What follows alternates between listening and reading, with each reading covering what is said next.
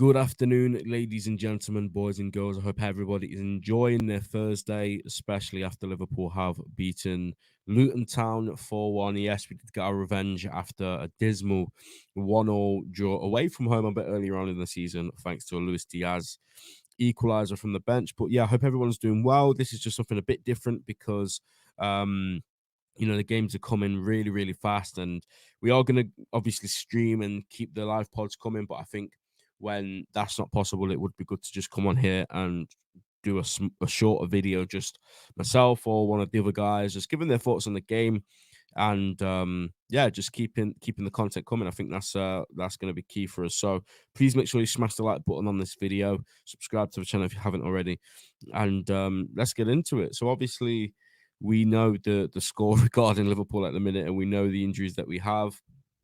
And this was a game I think we could have all, agreed that we could have done without. I don't know the reason for it, but Chelsea did not have a midweek game before the final, which I thought was a bit unfair on us because, having to play on the Wednesday and then the Sunday with the injuries we've got, it puts us at a little bit of a disadvantage. But listen, we shall not complain. We got the win. I don't believe I've any new injuries from that game. Fingers crossed. I know it's never certain with Liverpool at the minute, but it doesn't appear that anybody got injured in the game, which is good. So yeah, it seems like we're in as good of a spot as we can be right now. But like I said, I think the game yesterday is one that maybe we could have done without.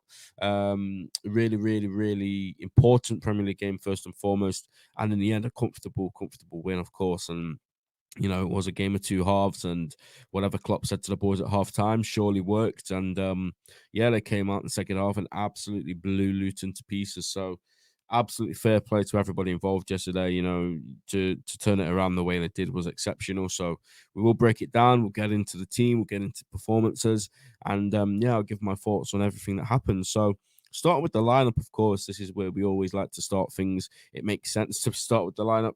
I do believe this is all we could have gone with. I know there was a debate whether Robertson would come in at left back and Konate or Kwanzaa potentially. But yeah, with Salah and Nunes also adding to Liverpool's injury problems, I do that because I'm still unsure whether they're injured or whether it's mind games or whether it's a bit of both. I'm not sure. But for now, we'll go with the reports that they're injured and they're a doubt for Sunday. So when that news comes in, I think the front three picks itself. Diaz, Gakpo, Elliott is all we really have right now. And then obviously the midfield, similar thing. And then the defense, that's the only question we could have had, really. I think obviously the goalkeeper picks himself. Adrian's never going to start for us ever again, hopefully. So yeah, not really too much to say about the lineup. You know what? Going into the game, I was quietly confident that lineup would get the result. I didn't think we'd win 4-1. I think I said 2-1, maybe 3-1, just because there's not really an out-and-out goal scorer in that lineup. You look at that front three, they've all contributed to goals this season, which is incredible. But when you're looking for that, guaranteed goal from whether it be Diogo Jota or Mo Salah or recently Darwin Núñez, it didn't really have that threat on paper, and that was my worry going into this game. But listen, this is where these attackers and every single forward we have in the club at the minute have excelled this season, because there's been plenty of times where we've not had Mo Salah. There's been plenty of times where we don't have Diogo Jota, Darwin Núñez as well. And it just seems that whoever plays up front at the minute in that front three, we're scoring goals, we're winning games. And that's the most important thing for me, because there is going to be a time when, we don't have Mo Salah. Let's be honest here. I don't want to think about that time too much right now, but there's going to be a time. The time's going to come when Mo Salah leaves and wants to do something else. And whether that be this summer or next summer or the summer after, who knows when that will be. But I think it's going to do us absolutely no harm learning to sort of play without Mo Salah right now, so that when that time does come, we are ready, we're prepared. We're not just, oh, Mo's gone now, where are our goals coming from? We have three forwards there who, let's be honest, haven't started that many games consecutively this season. I think Diaz maybe a bit more. But they scored 4 goals yesterday. I know Virgil scored 1 as well. But yeah, can't complain yesterday. Can't complain at all. We did take a while to get there. I'm not going to pretend that everything was all good straight away and the whole game was just an absolute masterpiece. We'll talk about the first half now.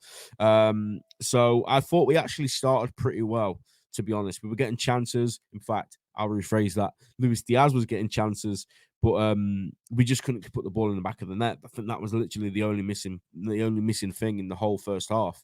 At least the first 30 minutes or so of the first half, we just couldn't get that ball in the back of the net. And Diaz had a few chances. There was one where Kelleher punted it up straight to him, and I don't know what he did, but he missed. And then there's the other one where Harvey played it over the top to Luis Diaz, and again he's missed a one-on-one, and just not being able to score. And you can look at that two ways. You can obviously be frustrated that the goal's not coming, which of course I was and many other people were. But the law of averages would surely say that as long as you keep getting the chances, as long as you keep going and going and going without taking disheart, you are going to score eventually. And that's exactly what happened, but not until Luton Town scored their goal. And it's a goal which I think could have been avoided. I know Kelleher, people will look at Kelleher and think, you know what, he should do better. And I think absolutely he should. But I think he could have been avoided slightly before then. I'm not entirely sure who it was that Chong and somebody else, I can't remember the Luton player, but there was a nice bit of link-up play down that left-hand side. I think he could have been cut out then. But then when it comes to Kelleher, ultimately, I do think he should do better with that. He sort of just gets a touch on it and it lands straight at Ogbin, who puts Luton Town 1-0 up in 12 minutes. And it's not ideal, of course. It's not what anybody wants. But this season, when Liverpool have gone a goal down, how have we ever panicked? Have we ever just started thinking, oh, crap, we need to get a goal straight away? No. We've relaxed, we've composed ourselves, and we've picked up the most points out of any other team from a losing position, I believe. I think it's like 22 points we've picked up this season from a losing position, which is just nuts. And, you know, when you think of mentality monsters and that sort of mentality somewhat disappeared last season, let's be honest. This season it hasn't. This season it's back, and it's back with vengeance because, like I say, we're going a goal down in a lot of games, and I'm not even concerned anymore. I'm like, you know what? That's a bit inconvenient. It makes it a little bit harder, but I'm not going to melt down. I'm not going to write this team off because they've given me absolutely no reason to do that this season. They've shown me that when they can and when they, feel the pressure, they perform. And that's what they did yesterday. The pressure was on for a bit. Of course, going into halftime, a goal down against Luton Town at home, not ideal. However, the beautiful thing about football is it's a game of two halves. And the second half was absolutely faultless. There was absolutely nothing bad to say about the second half. It's one of the best second halves I've seen from Liverpool in a long, long, long, long time. It was just beautiful to watch. I had so much fun watching it yesterday. From every single player on the pitch, and we'll get into some of them, but we'll talk about the goals first and foremost. Make sure you smash the like button and subscribe as well whilst you're here, guys. Also, check out yourfootcard.com. Do some incredible products. There's this Kenny Dalglish one here, which is absolutely stunning. I'm actually going to put these on my wall at some point, so I won't be able to just show them you, but I'll probably put it on like that back wall there, so you can just see it anyway. But yeah, really, really good products, really solid.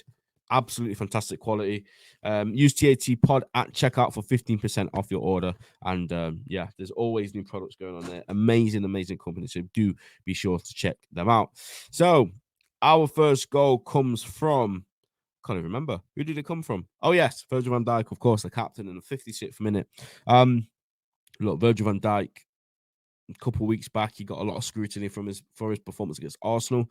I said at the time, it's just a one-off. Virgil's not played like that in forever, really. I can't remember the last time Virgil was that poor. And he won't become a habit for Virgil. You know, he'll just shake it off and he'll go again. And that's the sort of player he is. That's the sort of captain he is, the sort of leader he is. You know, he was never going to let that get the better of him and go into other games and play poorly. And yesterday and in games gone by, he has stepped up and he's been the leader that we need. And he guided us to that win yesterday as the captain. And the first goal is always the most important goal when you're chasing a game. And I think as soon as that goes in, you could hear the decibels at Anfield. I was watching it on, I can't disclose where I was watching the game, but I was watching it anyway, not at the ground, but you know what I'm alluding to. But yeah, wow. As soon as that goal goes in, you hear the ground, the crowd and the ground just go up levels and levels and levels. It was already good before that goal, by the way, even though we were losing.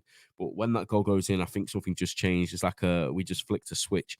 And yeah, we were never going to lose or drop points, in my opinion, from that point. I think everybody was confident as soon as Virgil van Dijk puts that header in. Brilliant ball from McAllister as well, by the way. I think that he should be on corners now for forever, really. You know, Trent Alexander-Arnold, Andy Robertson, and Soboslai, brilliant players. But I think Alexis McAllister has to be our corner taker going forward. Brilliant ball. Virgil gets, well, he loses his man and power headers it in the back of the net. And yeah, puts us in a really, really good position with what 30 minutes, 35 minutes left to play. And like I said, the Anfield atmosphere just went up several levels. And I think Klopp, you know, he had a lot to say about that as well. A couple of minutes later, his Dutch teammate, Cody Gakpo, I think it was a quick throw in from Conor Bradley to Alexis. I could be wrong, but I do think that's what happened. And then Alexis just smashes the ball in the air straight to Gakpo's head and gives Gakpo probably the easiest goal of his Liverpool career so far.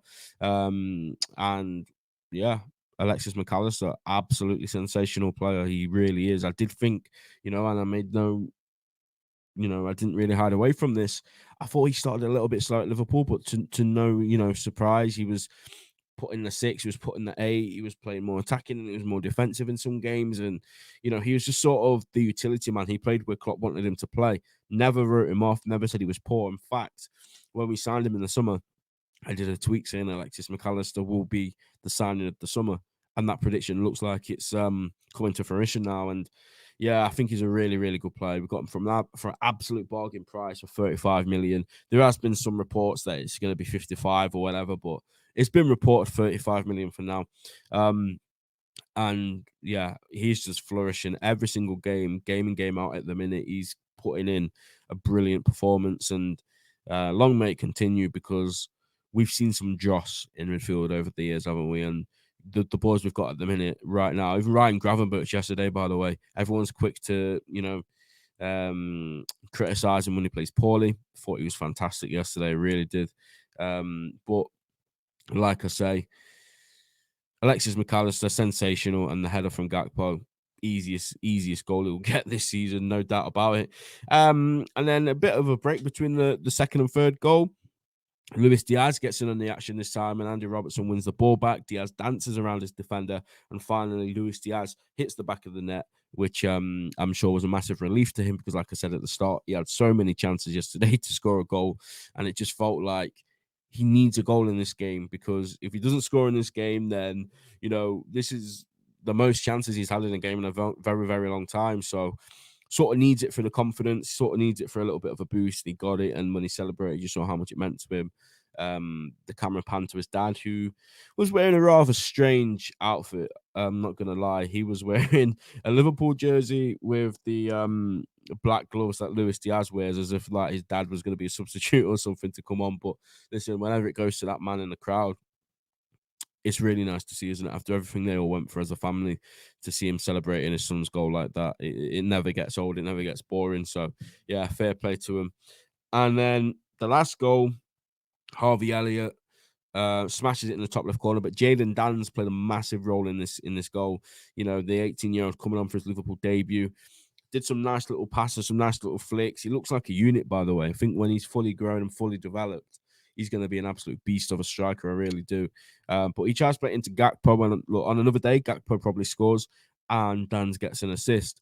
But it was really good defending from Luton to nick the ball back, and it ended up at Harvey Elliott, who smashed it top left corner. And Harvey, again, is a player who divides opinion, and I think people are way too like over the top with the criticism for Harvey. I really do. I don't think he played badly at all. Yes, I think first 45 minutes he maybe struggled a little bit to get into it, but look, he always, well, more times than not, when he plays poorly in the first half or average in the first half, he makes up for it in the second. And I think people forget how young he is as well, you know, because he's made 100 appearances for the club now.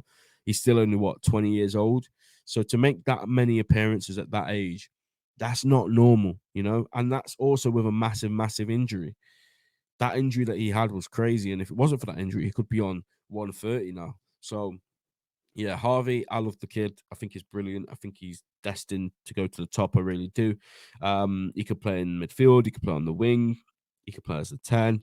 He could do anything really going forward. And I'm not going to pretend that he's been 10 out of 10 every time he's played this season. I'm not going to, you know, be that deluded. But I do think people go over the top with the criticism of Harvey Elliott. And as far as I'm concerned, he's a very, very valuable asset to the team because, like I said, he's versatile. He loves the club first and foremost. Like he'll never want to leave because he's a Liverpool fan. So that's always a bonus. And yeah, I really like him. I think he's a really likable guy, really, really humble, and you can just see how much it means to him every time he scores, which is something I love as well. But yeah, that was it, guys. 4-1 win at home to Luton Town. Let's just break down the performances. Kelleher, again, I think he could have done better with the goal. The back four, Virgil van Dijk, absolutely faultless. Jurel Kwanzaa, again, really, really good. He looks like he's been playing in this team for years, Jurel Kwanzaa. Very, very impressive every time I see him play. And Conor Bradley, how can I forget? Another amazing performance on the back of his life being turned upside down. And I'm sure he'll probably just want to move on from that now. And I don't think he would like to be reminded of it every time he plays. But, you know, I will never be able to sing his praises enough for just getting on with it. You know, I've always said to my friends and some people on this actually that if that happened to me, I would personally need a long time off work. And, you know, I wouldn't want to just go straight back to things. But I think that sort of shows the mentality that this boy has. And, you know, he's done his family proud. And yeah, he's just got back to business as if he never went away. So fair play to Conor Bradley. Absolutely exceptional talent. Midfield three, all of them amazing performances today. And that was really good to see because you're looking at that midfield, you're looking at Endo, you're looking at Gravenberch, you're looking at McAllister. The only one there that people thought were a guaranteed starter when they signed, if we turn our minds back, was McAllister. People weren't happy with Endo. I think Gravenberch sort of split the fan base 50-50. Some were really excited. Some were like, why have we signed him? Again, Gravenberch has been very hot and cold this season for me. Some games has been absolutely sensational. Some games has been very, very average or below average. And I need to see more of what I saw yesterday from Gravenberch because if we see more of that Gravenberch, then we've got a serious, serious player on our hands. But Endo, Mr. Consistent, as I call him, he's been phenomenal ever since he came in. You know, I'm not going to sit here and pretend that I wanted Endo, and when Endo was announced that I was like partying and all excited and giddy to watch him, I was a bit frustrated because we were looking at £100 million player, Caicedo. We were looking at Lavia, who I thought was brilliant for Southampton last season. And then you get a guy that you don't really know of, and he's 30 years old and he's coming from Stuttgart. And it's like, how good really can he be? But I always remember telling people, look, we're not the ones making the decisions. I'm sure they would have looked at what they need to look at. And I trust those guys making those decisions that they've got the right midfielder. Let's give him a chance and let's see how good he is. And Endo, from the minute he started playing for this team, I was like, you know what? He's actually really good. He's actually fantastic. And ever since that moment, I've been a huge, huge fan of Endo. I think he's been brilliant. He's an absolute warrior. He wears his heart on his sleeve in every single game. And he's passionate. He loves it. He just loves playing football. Like, that's the vibe I get from Endo. He just absolutely loves being on that football pitch. And yeah, I think those players become very, very likable. And the fact he wears a gum shield as well is just, yeah, it just shows you that he's always up for a battle. And I'm really glad we've got Endo in our team, to be honest. I think he's exceptional. And, you know, whether we go and sign a new DM next summer or whatever to be the future DM, that remains to be seen. But listen, I think Endo, the way he's playing at the minute, he could go on for another 2 years doing this role. He really could. So, yeah, very, very happy with him in the front three. I've already spoken about all of them chipping in with goals.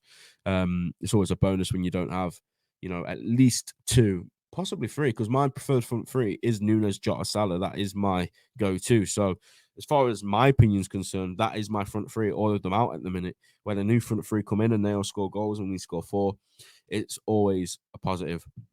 What does that mean for the league table then? As you can see, we are top of the league. 26 games, 18 wins, 6 draws, and 2 defeats. Now, let's not look at what could have been and what could have happened if it wasn't for PGMOL and referees and officials and, you know, all of that stuff, because it is frustrating looking at that table. I'm not going to lie. We could easily be 4 points better. But it is what it is, you know. Things happen. I'm not going to sit here and pretend it happens for every team because I don't agree with that. I do think some teams have had it a lot harder this year than others. But again, that's another conversation. All I'm bothered about now is we have 12 games left with Jurgen Klopp in the Premier League. And it is in our hands. You know, City don't really show too many signs of slowing down, and then they drew to Chelsea the other day, which was massive. But I do think it's going to come down to us, and if we can do our own business, if we can take care of things ourselves, um, that's what it will come down to for me, because it's in our hands. And I think as the chasing team, I don't think because when we won the league, we was always so far ahead of everyone. Um, so I think we need to get a little lead on City again, and then we play them obviously on the 10th of March, which is what it could come down to. To be fair, if we look at these fixtures, we've obviously got the cup final on Sunday, which is another conversation in itself. Then we've got the FA Cup on the Wednesday. Then we've got Forest away, and then we have Man City at home. So these two games, Forest away, City at home, massive, absolutely massive. And let me just look at Man City's fixtures actually to see who they play before we play them. Let me have a look. So they've got Champions League football as well. But they're already 3-1 up against Copenhagen, so they'll probably make a few changes for that game. But they've got Bournemouth on the 24th, so that's this weekend. Then they've got Luton Town in the FA Cup. And they've got Man United. And then they've got us. So some big games there for Man City, some big games there for us. But as Jurgen Klopp would say, as the players would say, we just need to win one game at a time. Focus on the next game. That's all that matters right now. The next game is the most important game. And our next game is a cup final on Sunday against Chelsea. But in the Premier League, obviously, it's Nottingham Forest away. So, yeah, like I said, guys, it's in our hands. We can control it. If we win our games, nobody can stop us. Because if City win their next game, they still are a point behind us. So, yeah, I will just finish on saying this.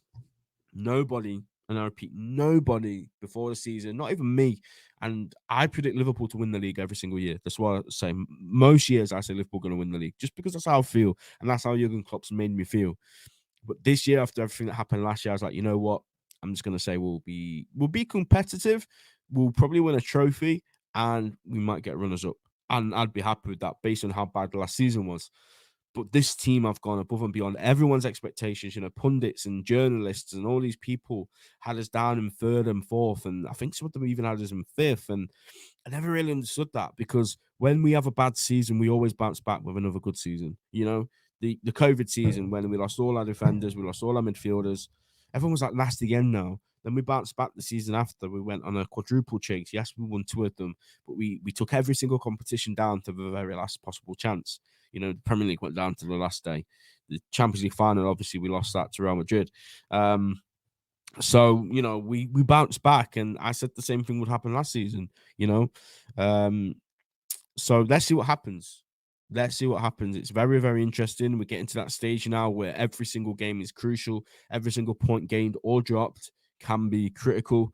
And yeah, we'll see how the Reds get on, guys. But listen, it's not going to be easy, especially with the injuries that we have. Hopefully, we get some good news coming this week, because last week the news we had was shocking. Let's be honest, we didn't have much good news. But we'll see what happens, guys. Listen, if we're going to win it, every single player needs to play their part, whether they're a regular first team starter or whether they're coming in for these next few games whilst, you know, we're waiting for players to come back. Every single player is vital. And yeah, ahead of the cup final on Sunday, we'll probably do a preview for that, because it's a massive, massive game, isn't it? Let's not kid ourselves. So that probably deserves a preview. I'll try and get a Chelsea fan to come on if possible. So yeah, do make sure you subscribe to the channel, like the stream, turn your notifications on, and I'll see you guys next time. Take care.